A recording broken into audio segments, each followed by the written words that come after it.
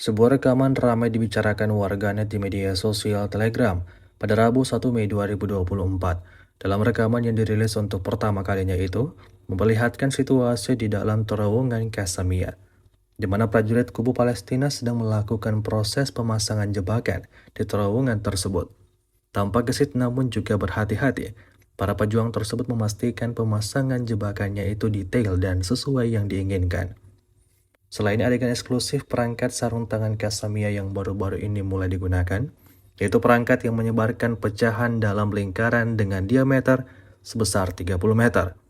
Setelah semua rencananya berhasil dijalankan, ledakan dahsyat terjadi seperti yang terlihat dalam rekaman.